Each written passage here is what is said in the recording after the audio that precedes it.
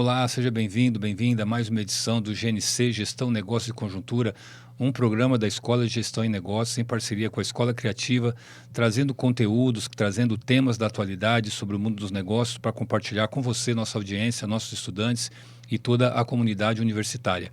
E hoje temos aqui a presença do professor mestre Hélio Silva e do professor mestre Ubiratã Tapajós, para discutirmos um pouco sobre a reforma tributária. Estamos no momento de transição, tivemos a aprovação da reforma tributária no ano passado, depois de mais de 35 anos, depois de aprovada a Constituição Federal Brasileira. Desde aquela época não houve qualquer mudança no nosso sistema tributário, que não fosse para pior, porque nós criamos muito mais legislações e tornamos o nosso sistema muito mais complexo.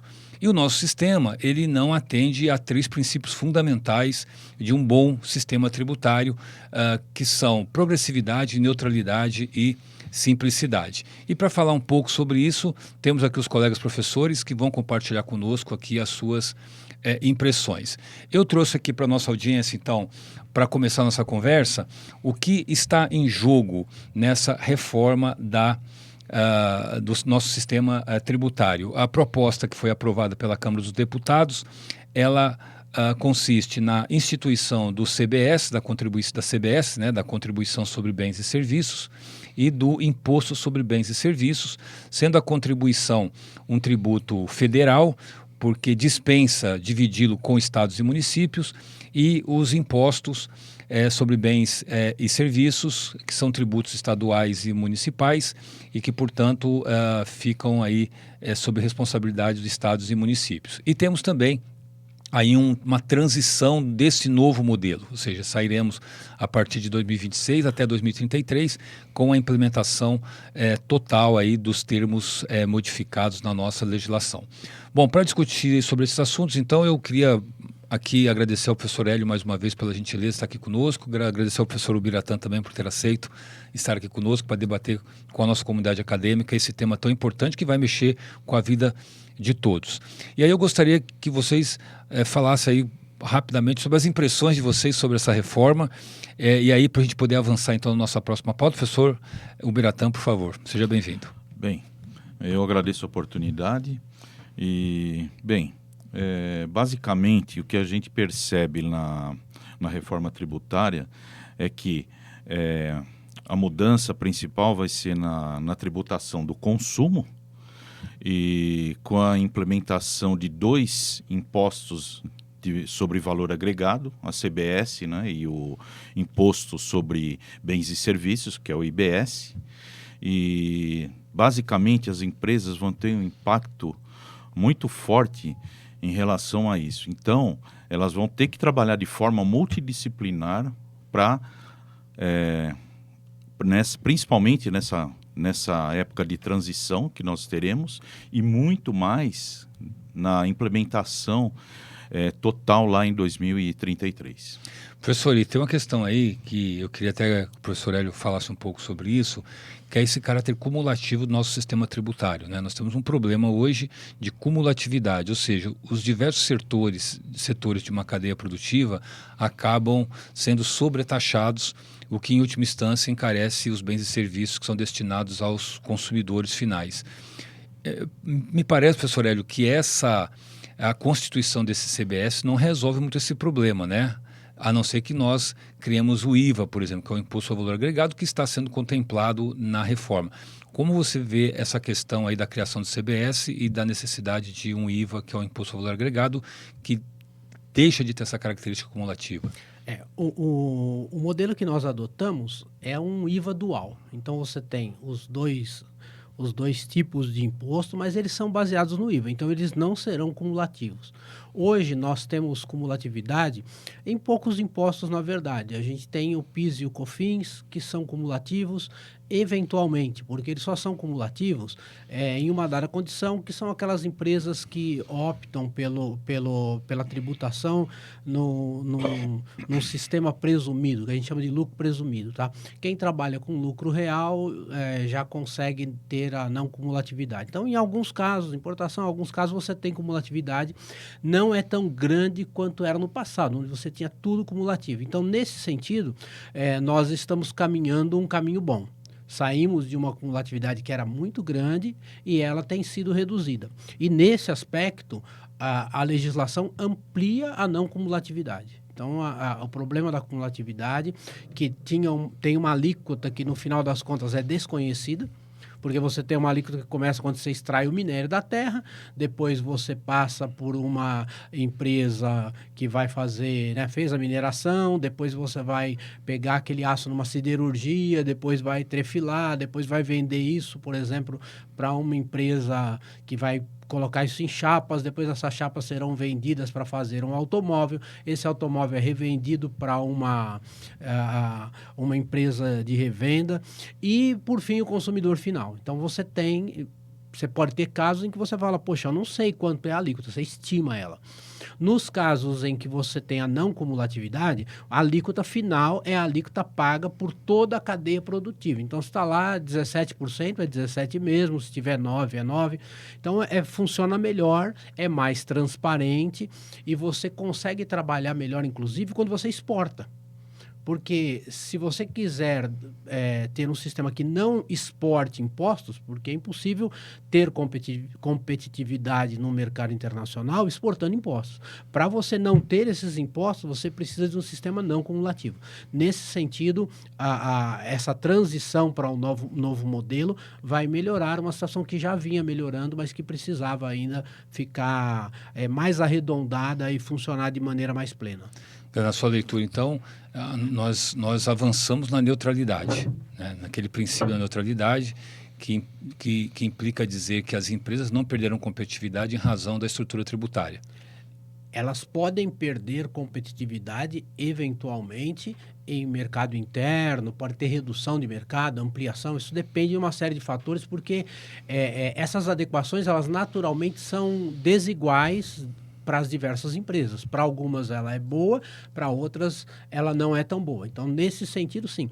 Mas no sentido da cumulatividade, é sem dúvida um progresso. E para a exportação, é sem dúvida um progresso, porque você não corre o risco de exportar impostos que você não consegue determinar quantos são e não consegue dar o crédito tributário para que a exportação fique isenta de impostos.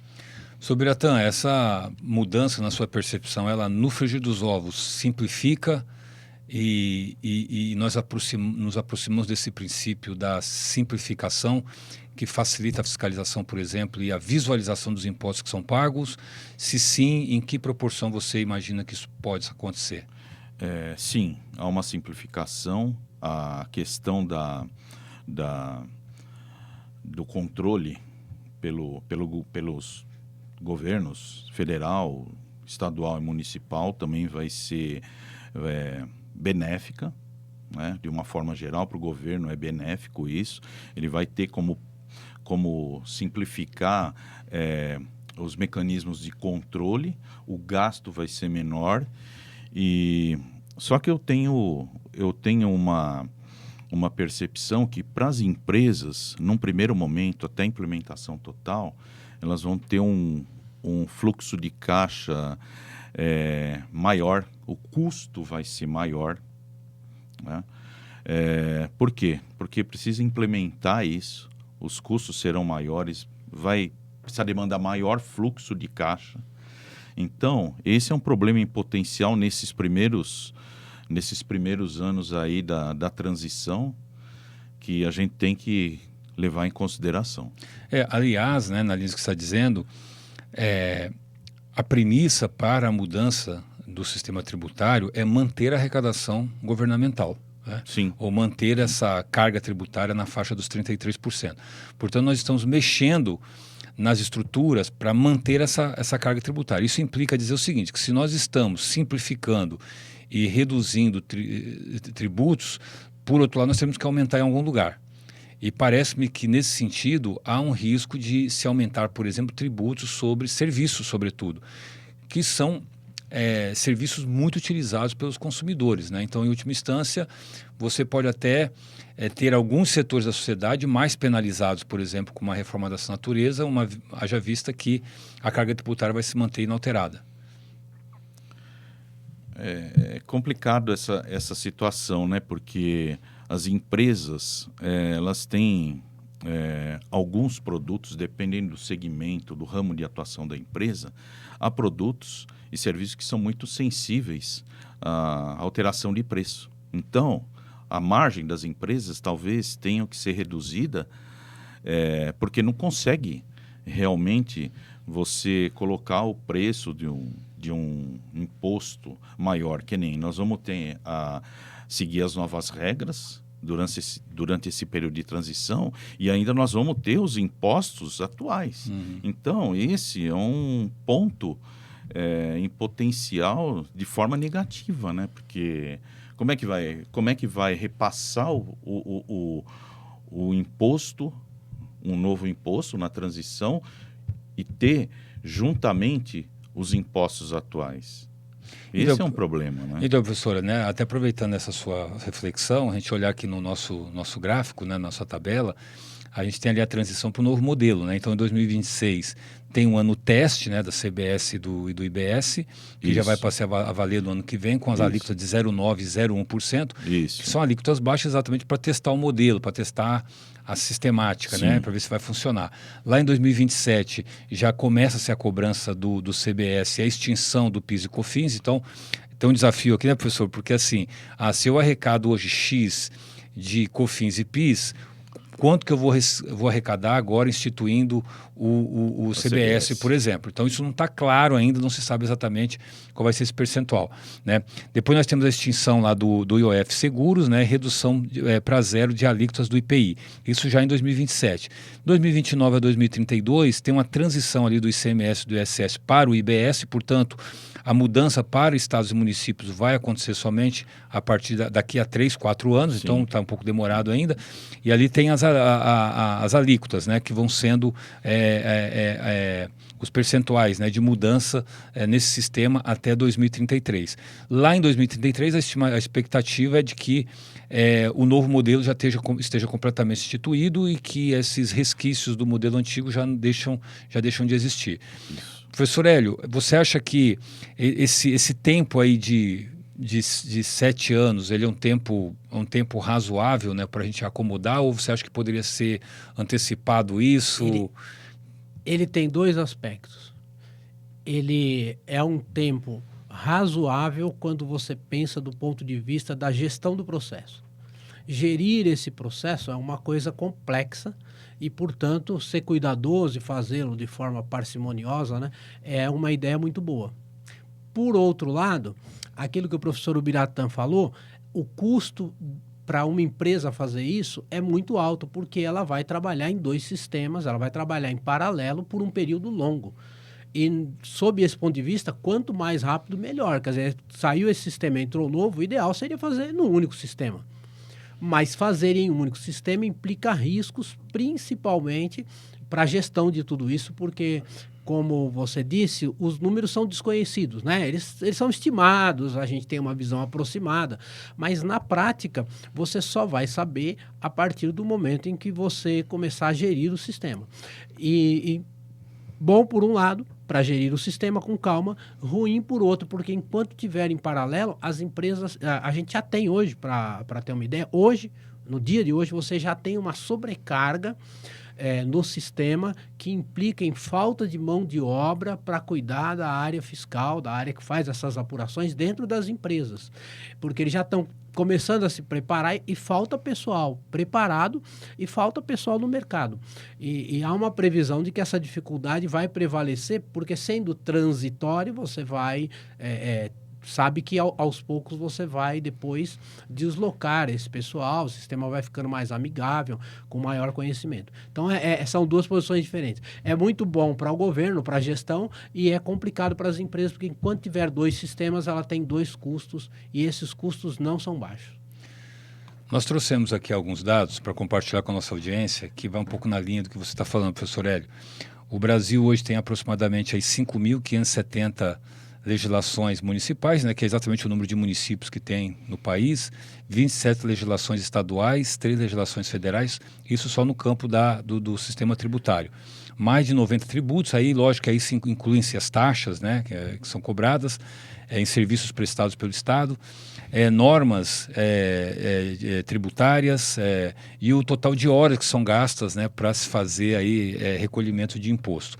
A estimativa é que isso aí reduza. Agora, e aí um pouco na linha dessa complexidade, hoje nós observamos que as empresas, hoje nós temos escritórios de advocacia que são especializados em planejamento tributário, né? Nós temos escritórios especializados na análise de estruturas tributárias das empresas para que as empresas paguem menos impostos. Vocês têm ideia de custo estimado disso? Se isso tende a cair expressivamente com essa reforma tributária? Como é que fica esse mercado hoje? Esse mercado é uma curiosidade, né? Como é que fica esse mercado de consultoria tributária? Quem gostaria de falar, professor Hélio, professor Ubiratã?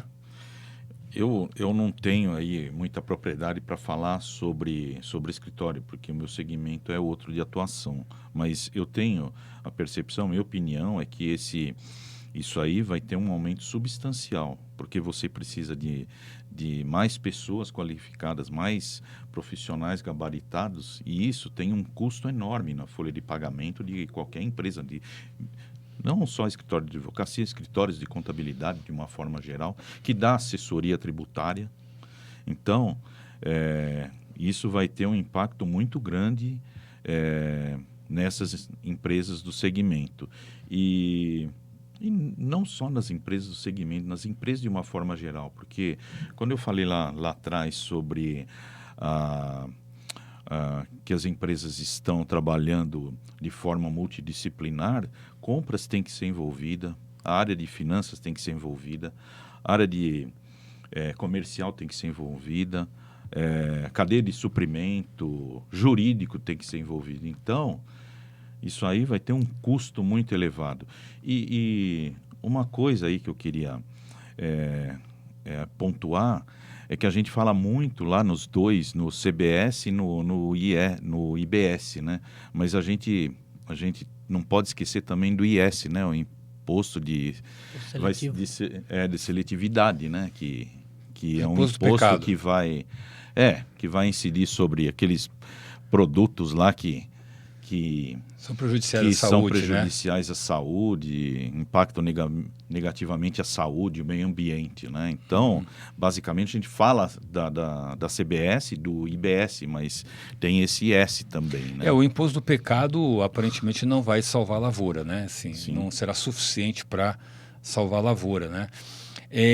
Agora, eu estou fazendo essa pergunta, então, para a gente, também, professor Bertão, olhar para um outro lado, né? Assim, as empresas vão ter que se adaptar, né, a esse processo aí de adequação, né, a essas novas regras. Isso vai demandar uma especialização profissional dos funcionários que já operam nesse setor. Isso abre novas possibilidades também, né? Para aqueles estudantes, por exemplo, que fazem contabilidade, estão vivendo um momento crucial.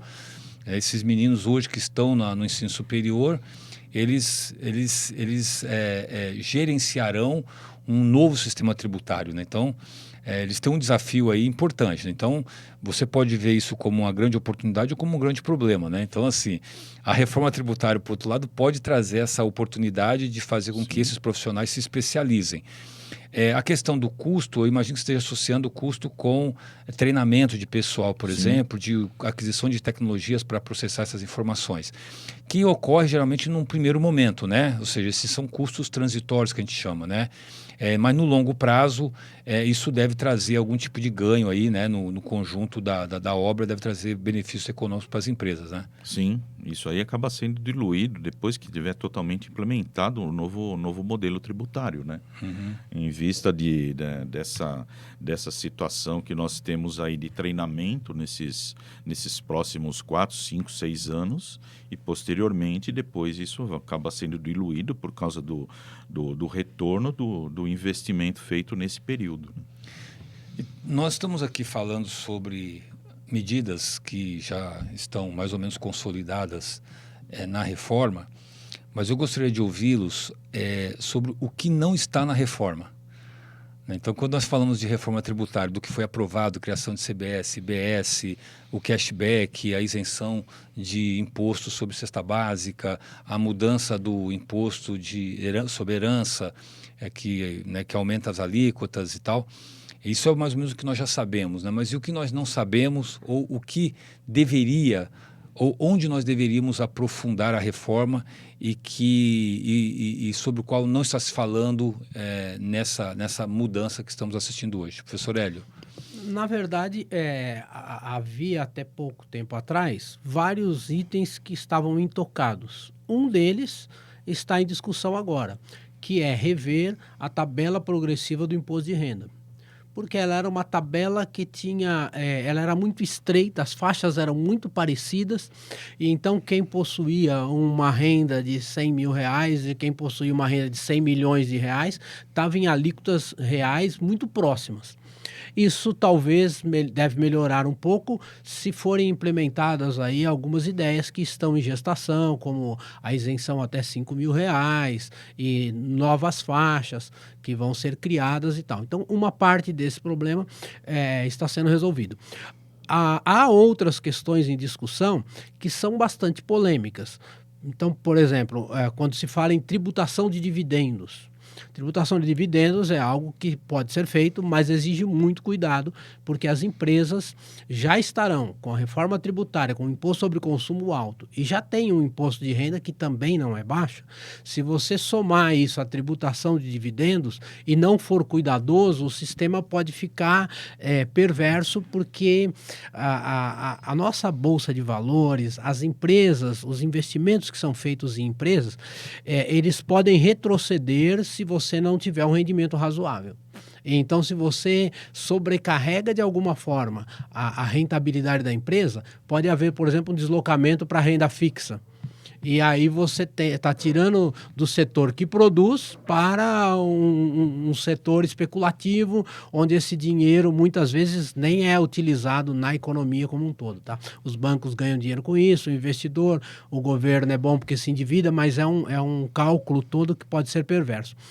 Fora isso, existem outras questões, como a ideia de haver impostos sobre o patrimônio. Os impostos hoje existentes sobre o patrimônio estão pouco tocados no conjunto, então há espaço para se mexer também nisso. Tá? Em relação à pergunta anterior, é até interessante também a gente notar o seguinte: o pessoal que hoje faz planejamento, ele vai deslocar isso. Por quê? Porque, supostamente, quando estiver totalmente implementado, o pessoal que lida com créditos tributários, vamos usar como exemplo o ICMS, é muito complexo a legislação que diz o que pode e o que não pode ser compensado no ICMS. Então, existe um pessoal especialista nisso, em pegar os dados da empresa, criar uma justificativa, ordenar tudo aquilo e, a partir dali, começar a tomar mais crédito. Isso deve diminuir, porque o novo sistema, ele permite crédito de quase tudo, então isso deve diminuir essa margem para essa imprecisão, não pode, mas se você fizer isso, tal pode. Esse tipo de planejamento tributário deve diminuir. Agora, por outro lado, a gente tem um ditado na área tributária que é o seguinte: imposto bom é imposto velho, porque o imposto novo pode ter certeza que no primeiro dia em que ele estiver funcionando, vai ter um advogado mandando para as empresas, né? Vai estar ali com auxílio de contadores, empresas especializadas nisso, dizendo assim: olha, você poderia contestar esse ponto e tal. E, infelizmente, a justiça não consegue ser rápida nesses casos. Ele começa, às vezes até administrativamente, então há etapas, né, nessa fase, depois ela é judicializada e tem primeira, segunda, terceira, quarta instância, vai decidir no Supremo lá, quando é questão de constitucionalidade, e isso demora anos, às vezes chegando a década. Professor, essa questão do imposto de renda que você falou, né, da ampliação do espectro de alíquotas, é uma imposição da realidade, né, uma necessidade. O Brasil já chegou a ter, né, até ali final dos anos 80, torno de 10 tipos, né, 10 alíquotas de imposto de renda, né? Nós reduzimos isso em 2009 para apenas 5, né, que é o que nós temos hoje em vigência, né? Isso, e são achatadas, são bem próximas. E são bem próximas, né? Mas eu queria, antes de avançar para a nossa próxima pauta, porque eu gostaria de ouvi-los a respeito dessa medida recente do governo de isentar os trabalhadores que ganham até R$ 5.000, mas eu gostaria de ouvir o Biratã sobre a reforma que não está sendo feita ou que deveria ser feita. Não, eu compactuo com o que o professor Hélio disse. Realmente, essa questão aí dos dividendos é uma questão nevrálgica nessa questão tributária. E essa questão aí do imposto de renda é a mesma situação, né? Eu não vejo outra situação aí que esteja fora dessa visão aí, dessa reforma tributária. Poderíamos avançar mais em alguma outra frente? Vou dar um exemplo aqui. A gente poderia pensar, o professor comentou sobre a tributação sobre propriedade, que no Brasil é muito reduzida, né? Vou pegar aqui um dado. O caso do imposto territorial rural, por exemplo, né, que é o imposto do agro, ele representa 0,1% do total arrecadado. É um setor que, além de pagar um imposto muito reduzido, é um setor que tem incentivo fiscal, é um setor que conta com crédito subsidiado e é um setor que tem imposto de exportação zerado, já que é o setor exportador. E aí, por outro lado, você sobrecarrega os setores produtivos industriais, o setor de serviço, para compensar uma baixa arrecadação para esse tributo.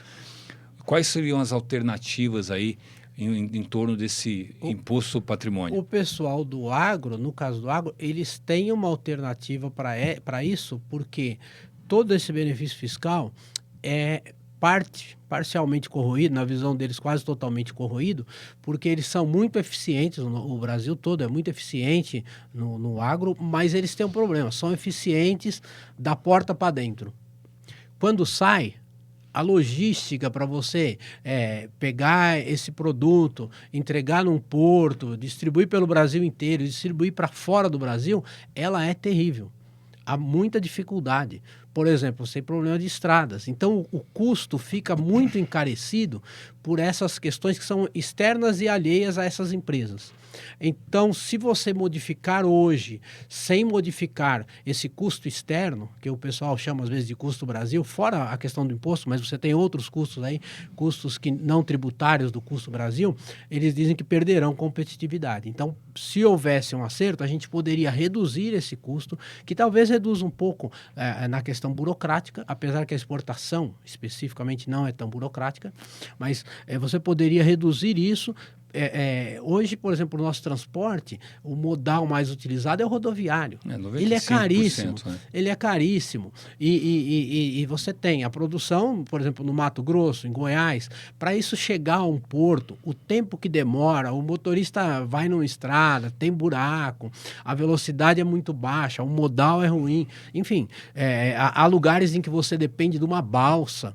E a balsa, ela é meio monopolizada, e então tem aquela dificuldade, você enfrenta fila. Os nossos portos e aeroportos também não têm a qualidade necessária para que haja o despacho de tudo isso e com velocidade. Tudo isso encarece muito. Se a gente conseguir trabalhar esse aspecto de reduzir o custo Brasil não tributário, no aspecto tributário alguma coisa poderia sim ser mudada. Tá, e aí eu vou entrar então já no tema da nossa pauta aqui, que é essa recente decisão do governo em isentar os trabalhadores até R$ 5.000 e compensar isso com a tributação ao nível de 10% daqueles agentes ou cidadãos que ganham ou que oferem R$ 600 mil de renda por ano. Eu queria ouvi-los a respeito disso, professor Biratã. A gente está caminhando para um cenário de maior justiça social com essa isenção. Você acha que isso vai produzir um rombo fiscal no governo, que vai implicar em elevar impostos na outra ponta? O que você pensa a respeito dessas medidas recentes? Eu penso o seguinte, acho que a distribuição de renda tá sendo proposta pelo governo e tem que vir de algum lugar essa isenção para R$ 5.000 e a outra alíquota de R$ 7.000. Tem que vir de algum lugar realmente. Agora, não sei se esses 10% é a alíquota ideal. Talvez, será que fazendo esse balanço entre essa isenção de 5.000, uma alíquota menor aí até os R$ 7.000, vai compensar aquela arrecadação que o governo vai ter de 10% acima de 600 mil? E mesmo assim, esses 10% dos 600 mil, uma pessoa ganha 600 mil, outra 6 milhões. Será que é uma questão de justiça social? Será que para essa pessoa que ganha os 600 mil vai ser justo em relação àquela que ganha 6 milhões e paga a mesma alíquota? Então, esse é um ponto a se pensar. Segundo o governo, quem está ganhando 600 mil está pagando uma alíquota efetiva menor que 10%, algo em torno de 2%. Está se propondo é majorar isso para financiar os 9,6 milhões de trabalhadores que se beneficiarão com essa isenção em até R$ 7.000. Num cálculo preliminar, e esse cálculo foi eu que fiz, não foi nem cálculo que o governo apresentou, mas estima-se que por ano nós teremos potencialmente um aumento de 2 pontos percentuais do PIB com essa isenção tributária, porque isso isso na prática significará mais dinheiro no bolso do trabalhador, porque o contra-cheque dele vai vir, né, sem o desconto lá do imposto de renda na fonte. Então, o número preliminar que eu cheguei, considerando 9,6 milhões de trabalhadores, com um benefício médio anual de R$ 2.000, nós estimamos aí algo em torno de 230 bilhões de reais de recurso que vai ser direcionado para o mercado de consumo, por exemplo, porque esse montante estará no bolso desse trabalhador que hoje é tributado na fonte e, portanto, não tem como sonegar. E segundo o próprio governo, e aí lógico, é que eu estou falando segundo o governo, não fiz esse estudo detalhadamente, haverá aí um jogo de soma zero, ou seja, os benefícios 230 bilhões, em tese, serão compensados da outra ponta, né? Então, essa é a ideia. Essa é uma ideia interessante, mas primeiro, ela ainda não elimina a injustiça, porque quem ganha 10 mil por mês e quem ganha 50 mil estarão na mesma condição de tributação, sendo que quem ganha 50 pode ter gasto com saúde e tal e reduzir proporcionalmente mais, que é o que normalmente acontece hoje. E eu tenho a impressão, embora não tenha lido isso, não ouvi ninguém falar isso, mas eu tenho a impressão que 600 mil por ano é o que ganha a elite do funcionalismo, que não será afetada.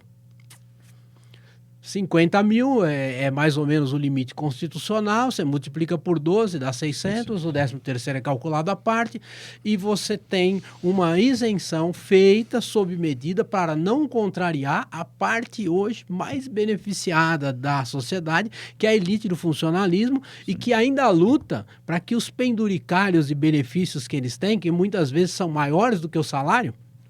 Esse é o motivo pelo qual o juiz não se aposenta, né? Por que o juiz não se aposenta? Porque ele vai ter uma redução de salário, senão ele pararia e seria advogado. Não faz sentido econômico. E ele vai continuar tendo a mesma... você ganha 10, ele ganha 50, mais 50 de penduricalho e tem uma carga menor do que a sua. Então, você está jogando isso para uma parte da população de altíssima renda, nada contra até aí, mas por que não pensar que entre quem ganha 8, 10 e quem ganha 50 ou 100, você não pode ter a mesma faixa de tributação. Ainda há algo muito errado e a minha impressão é de que isso se deve ao poder da elite do funcionalismo, aos deputados, que são quem faz, que ganham ali no topo, que hoje está beirando os 600 mil ao ano, fora as verbas e tudo mais, os juízes e outros da elite do funcionalismo. Bom, tá aí talvez as propostas que não foram inclusas na reforma tributária. E você está respondendo em parte a pergunta que eu fiz anteriormente. Professor Fábio, eu acho o seguinte, que como era lá atrás, como você tinha pontuado antes, eu acho que deveria ter mais faixas de alíquotas. Eu acho que 5 é muito pouco. Mesmo nessa situação aí, colocar 10% lá, quem ganha acima de 600 mil. realmente é o que o professor Hélio falou, né? Quem ganha R$ 7.500 é a mesma coisa que ganha 599 mil.